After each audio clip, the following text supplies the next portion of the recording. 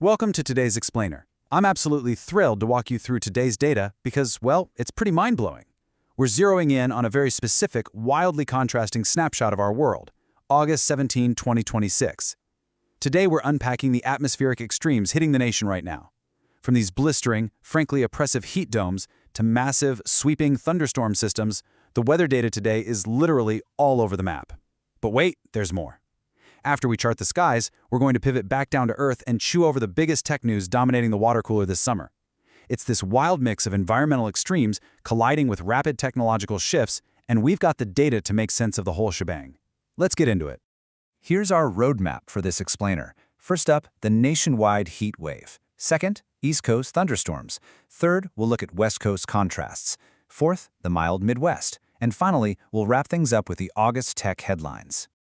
Okay, Section 1, the nationwide heat wave. The absolute biggest, most intense weather story today is hands down the massive heat wave smothering the South and the desert Southwest. I mean, the sheer scale of this heat is the first thing that jumps right off the page. Let's start with Yuma, Arizona. They are hitting a staggering 112 degrees Fahrenheit today.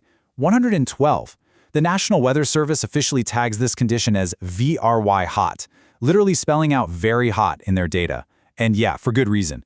When the mercury hits 112, we aren't just talking about a slightly sweaty afternoon. We're talking about extreme, relentless heat that completely rewires how a whole city operates for the day.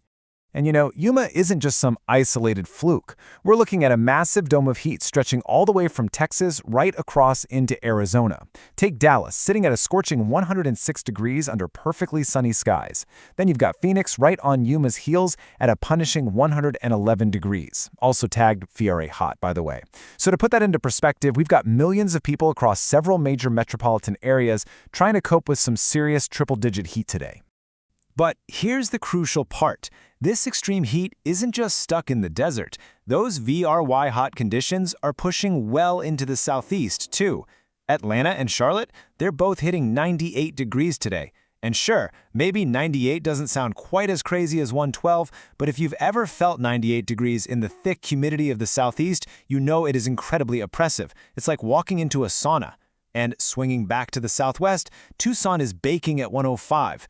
The big takeaway here, whether you're roasting in the dry heat of Arizona or sweating through the humidity in Georgia, today is absolutely a day to crank the AC and stay inside. Moving right along to Section 2, East Coast thunderstorms. Pivoting away from that dry, baking heat out west, almost every single major city up and down the eastern seaboard is dealing with a soggy, turbulent, just downright stormy day.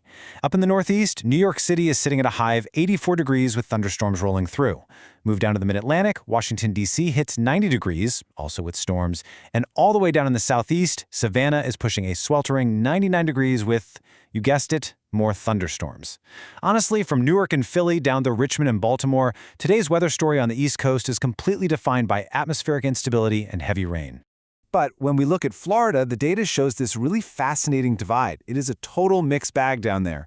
If you happen to be in Miami or Tampa, you're enjoying sunny skies with highs of 96 and 94 degrees. Beautiful, right? But just a quick drive north in Orlando and Daytona Beach, they're getting hammered by those exact same thunderstorm patterns we just saw moving up the coast, with temps sitting at 97 and 95. It's actually a perfect real-world illustration of just how hyper-localized Florida's summer weather systems can be. One minute you're on the beach, the next you're running for cover. All right, Section 3, West Coast contrasts. Now, the West Coast is famous for its varied geography, right? Well, today's data paints an incredible picture of those stark microclimates in action. We already talked about Yuma, Arizona, baking at that blistering 112 degrees. But catch a relatively short flight over to San Francisco, California, and the high today is a strangely cool, mostly cloudy 71 degrees. Think about that for a second. That is a massive 41-degree difference. While the Southwest is trapped under this suffocating heat dome, the coastal influences in Northern California are keeping San Francisco wrapped up in a totally different, much cooler atmospheric blanket. It's like they're on different planets. And those wild contrasts, they continue right on up into the Pacific Northwest. Up in Washington State, Yakima is having a beautiful sunny day at 93 degrees. But just a bit south in Pendleton, Oregon, the high is 88 degrees and the condition is explicitly listed in the data as smoke. This really highlights the localized environmental challenges out there. While one city is soaking up clear summer sunshine, a neighboring area is literally choked by hazy, smoky skies. It completely changes the reality on the ground for the people living there. Which brings us to Section 4, the mild Midwest. So after all that extreme heat, the severe storms, the smoky skies, honestly, if you want comfortable weather today, the Midwest is absolutely where you need to be. Omaha is sitting pretty at a sunny 84 degrees, Sioux Falls, a beautiful sunny 83, Chicago is seeing a few light showers, but with a very mild high of 78 and a low of 64.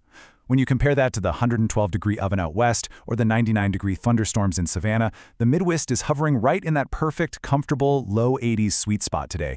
It's like a little island of calm. But there is one notable outlier in the Midwest data that I definitely want to call out, and that's Fargo. Fargo is forecasting thunderstorms with a high of 85 degrees today. Pretty standard stuff, but look at their low temperature. It's going to plummet all the way down to a chilly 56 degrees tonight. That's a huge 29-degree swing in a single day. Actually, scratch that. It's more like a roller coaster. It's a great reminder of how incredibly fast these Midwestern storm systems can pull in cold air and just completely flip the script on the temperature gauge in a matter of hours. Okay, moving to our final section, number 5, August Tech Headlines. All right, let's pivot from the skies down to our screens to review the major tech headlines. The water cooler talk for this hot August day is entirely focused on the rapidly escalating AI arms race we've been watching this summer. And let me tell you, the pace of development here is practically breathless. So rewinding to July 10th, OpenAI launched GPT 5.6 along with ChatGPT Work, which is this unified AI workspace clearly taking aim at enterprise knowledge workers. Huge launch. But just 5 days later, on July 15th, legal hurdles hit the front page when the New York Times sought sanctions against OpenAI. The court filings are alleging that evidence regarding training data was withheld. So we're seeing these massive, unprecedented technological leaps happening at the exact same time as these complex, high-stakes legal battles over how the models are built in the first place. And then, less than a month later, on August 3rd, the international landscape shifted entirely. The global competition is heating up incredibly fast. On August 3rd, headlines confirmed that the Chinese AI model Moonshot Kimi K3 matched frontier US models. In fact, the data shows it now absolutely dominates OpenRouter's top 10 list. For the longest time, the narrative was strictly centered on Silicon Valley. But these August headlines prove, without a doubt, that the pursuit of frontier artificial intelligence is now a truly global, incredibly tight race. The playing field is leveling out.